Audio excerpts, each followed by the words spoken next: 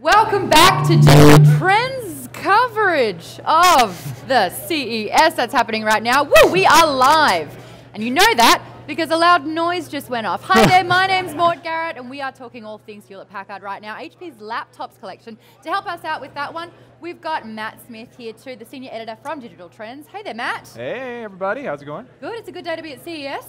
Yeah, it's a good day to be indoors because it's actually raining outside. Exactly. Strangely enough in Vegas, but there you have it.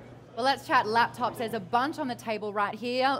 From Hewlett-Packard, we've got CTO and VP of Customer Experience and Portfolio Strategy. Not one, but two jobs. Two jobs, exactly. Give it up for Mike Nash, everyone. Hi, Mike. Let's talk laptops. So a bunch of things to talk about today. First is, back in early December, we launched the NVX2.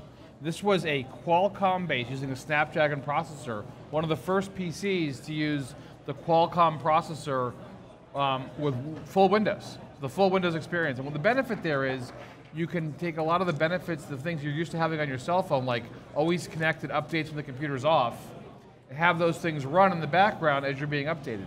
This device also does 16 hours of battery life, so we were very, very excited about that. Oh, how long was that one more time? 16 hours of battery life, okay. And it also will be connected, so while your device is off, you're getting your email, it's staying up to date. There's a built-in modem, and today most of the carriers in the United States have unlimited plans. So for a small extra fee per month, this thing's got unlimited data as well. So at CES though, we have, some customers said, we love the idea of Qualcomm. Others said, what if I want the Intel performance, maybe not quite the same level of battery life? So for them, we yesterday launched the NVX2 Intel version. This uses the 7th generation Y series of Intel processor. It does about 12 hours of battery life. It's a scooch thicker, about 1 millimeter thicker, but it gives you native Intel support. So again, some customers may choose this, some may choose that. In both cases, if you're using the device to watch movies or doing things on the go, running all the Windows apps you love, you're good to go on both these devices. All right. Now, Mike, if I remember right, the connected standby on the Qualcomm is a big feature. How long was that going to last if you, not actively using it, but if you just take that laptop, or 2-in-1, you set it aside, how long is that going to last? We're still doing final testing on it, but days and days. It's really designed to work like your phone and sort of be in standby mode. When you turn it on, and you're lighting the screen, it's going to use more power. The other cool thing about the Snapdragon processor, and you know this from their phone business, is they have big cores and little cores. The big cores are there when you're doing, active compute work and you want to spin up a more powerful and more energy using core. But when the device is in the background, not lighting the screen, just being stayed up to date, performance doesn't matter as much. So you can use one of those more power efficient small cores and get that great update experience with great battery life while the machine's in that sleep mode, connected standby.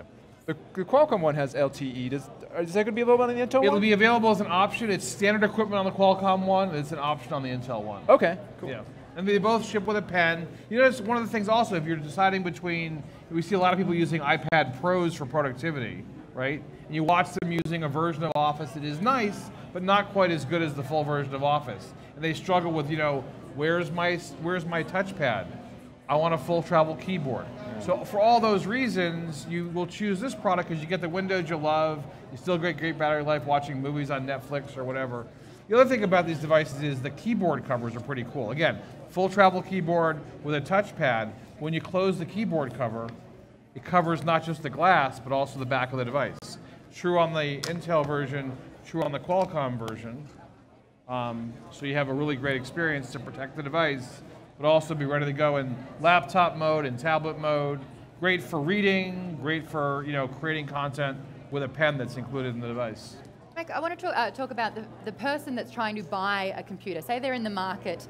There's differences between the NVs. Can you describe the ideal person for each of the computers who would benefit the most from each? It's a great question. If you're a person who always wants to be connected, and battery life really matters, but you're doing things like watching movies, maybe just reading mail, you're probably going to choose the Qualcomm device. If you're somebody who wants a bit more performance and is concerned that they're doing larger data sets with Excel, just wants a bit more performance, the Y series processors from Intel deliver in their 7th generation really great performance. So you might tilt towards the Intel one. I think for a lot of customers it may be a toss-up, and they may choose Qualcomm for battery life, Intel because they're a little bit nervous about performance. But I think it's really going to be the extreme case where customers are more thoughtful in their choice. Now, I noticed something on those two systems when you were just dimming them out. I believe my eyes didn't deceive me. Was the touchpad a little bit different in size? It is a little bit different. In the Qualcomm version, we made it a little bit larger. And the theory is this device is being set up primarily running in laptop mode. With the Intel device, we actually designed it so it would have more choices to run down in more of a stylus mode where you're doing that kind of creation. So we sort of use a little bit more space here to let the device lean back in different modes. And it's, again, just different strokes for different folks. So the actual whole folio operates a little bit differently. It's quite different. If you look at the side profile of the Intel one versus the Qualcomm one, this one's infinitely adjustable in terms of angle. This one lets you put it into a more stylus mode as well. Yeah, so that may be a big thing that drives some customer choice as well. That's something that I probably wouldn't have noticed without seeing them side by side. Yeah. Is there any difference in the stylus, or is it the same for both? It's the same stylus with the same digitizer. And then one thing you'll notice in the devices is because of the way that the thermals work on the Intel version, it's about 1 millimeter thicker, but if you weren't looking at them side by side, you'd never notice that either. They weigh about the same. They both support Windows Hello.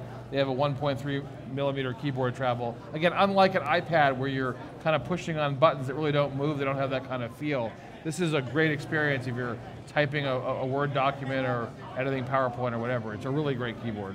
They're both backlit as well, which you wouldn't expect. Yeah, that is fairly unusual on the Folio style 2-in-1s for sure. Well, again, we want to make sure that it's without compromise. Use it detached as a tablet, it's great.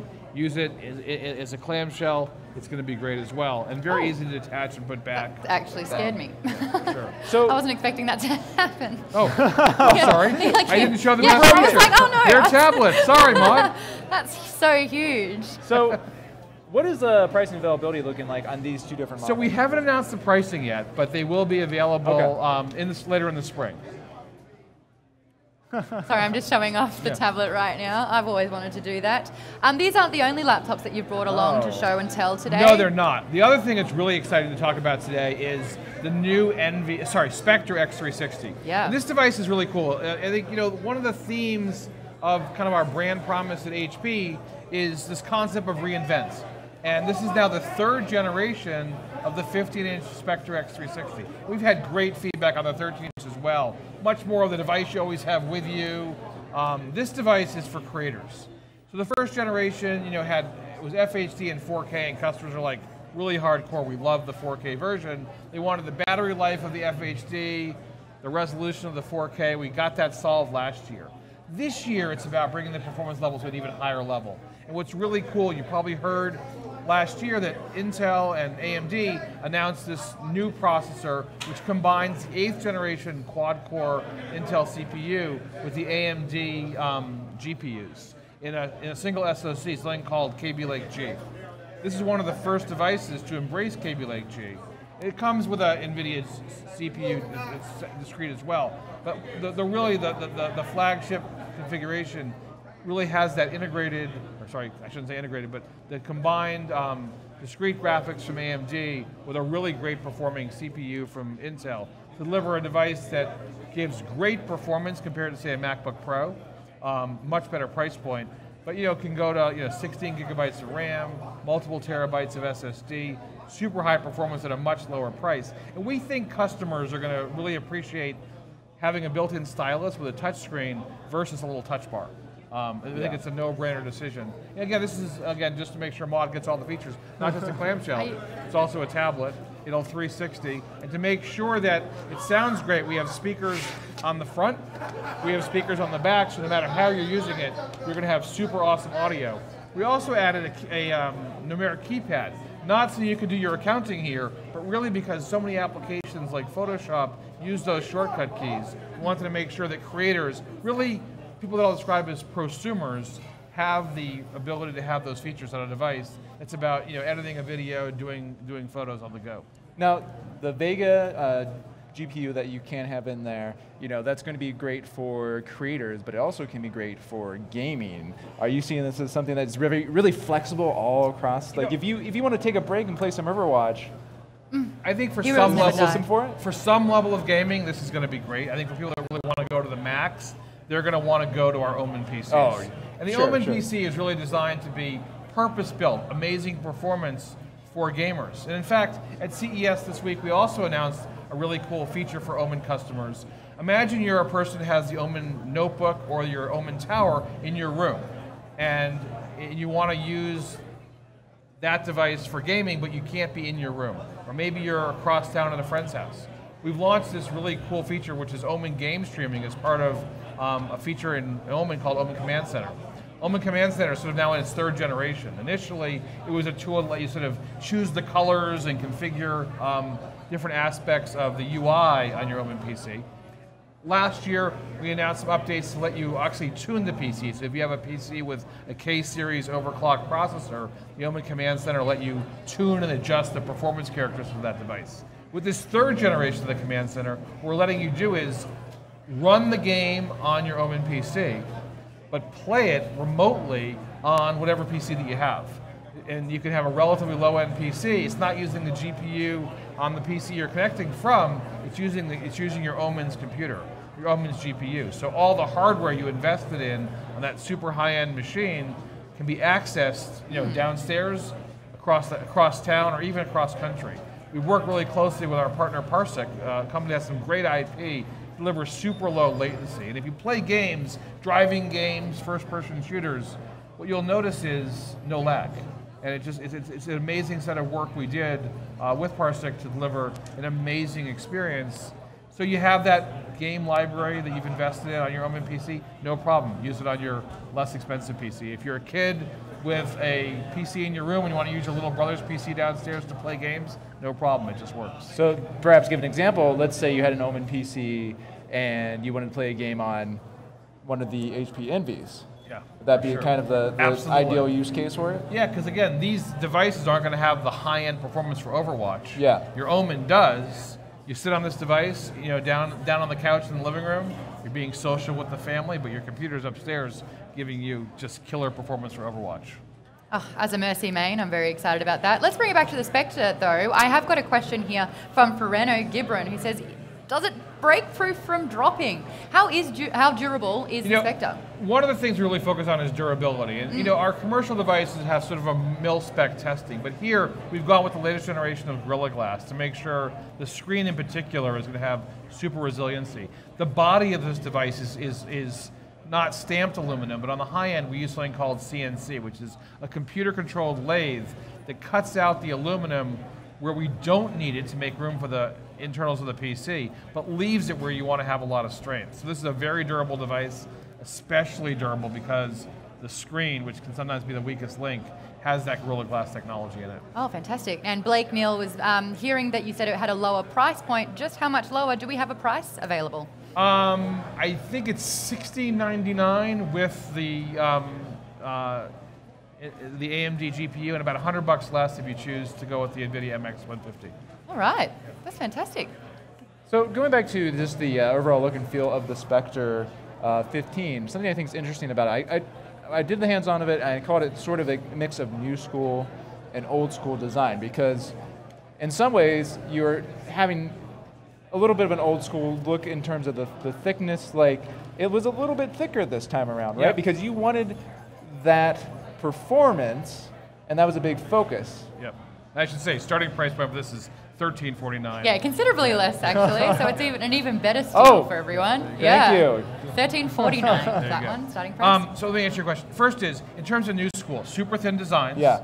But the bezels around it? Bezels are very narrow. We also, while the bezel is much narrower at the top, we maintain having the webcam on the top and the Windows Hello camera at the top. We've seen some vendors, some of our competitors like Dell in particular, puts the webcam down at the bottom. It lets you make the bezel be a little bit narrower, but it unfortunately gives you this great view up your nose of what's going on. And I don't know, if I'm doing a conference call with a colleague or talking to my mom, I don't think even my mom wants to look up my nose.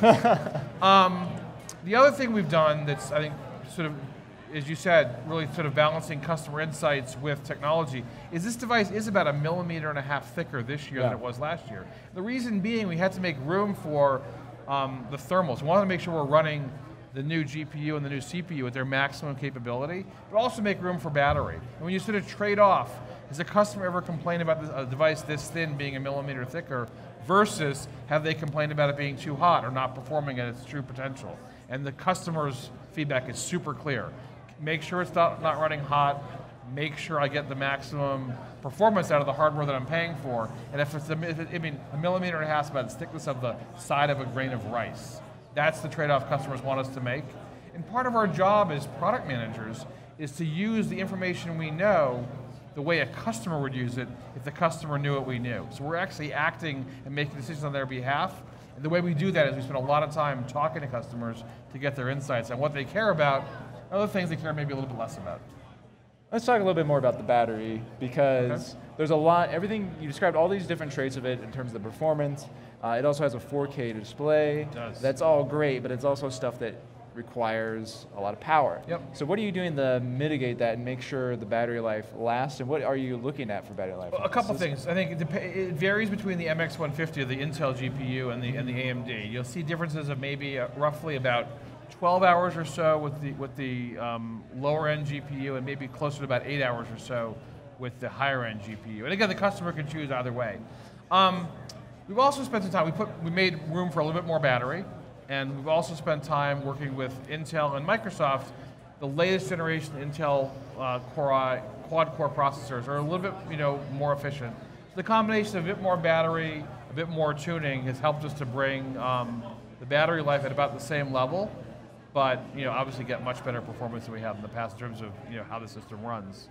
The customer can choose. I've noticed that, and dare I say it, it's got quite a sexy chrome look happening here, and I'm not ignoring that. A sexy chrome, the little finish on the Yeah, side. around the sides. So there's this ash silver, which is the main color with these copper accents. Yeah. It's actually interesting how that little change in color has really been a very positive thing. Our 13-inch device is available both ways. We first launched the 15-inch device 2 years ago. We kind of let customers choose. They so overwhelmingly chose this darker color. Now we only offer it the darker color because that's what they pick. So again, we want customers to be happy, watch what they do, respond to it in our products. I love that. Actually, you're getting immediate customer feedback right here from a very happy customer, Robert McLeod1, who says, Omen is life, Omen is godly, lol. Wow. I know I have an HP Omen desktop and it is a beast, lol. A lot of laughing out loud happening here. And says, my HP Omen changes color every 6 seconds in the front. Awesome. Yep. So that kind of like flexibility. And again, he can adjust that to be every 6 seconds or whatever he wants. That same software that makes it change the color will be there to help make sure he can play his games remotely. He'll get an update to his PC, and then be able to play games remotely from that Omen that he already loves. That's fantastic. There Really you cool. go. Yeah. I hope you're happy with that one, Robert. I'm sure he's laughing out loud already. If people do want to learn more about HP, where can they find information on all the products? The best place to go is to go into hp.com and navigate down to our premium notebooks to see these guys, or to our gaming devices to see all the cool stuff happening with Omen. And there's really 2 parts of Omen. Omen, which is our sort of main gaming brand, and then Omen X, which is sort of the high-end, purpose-built for the enthusiast.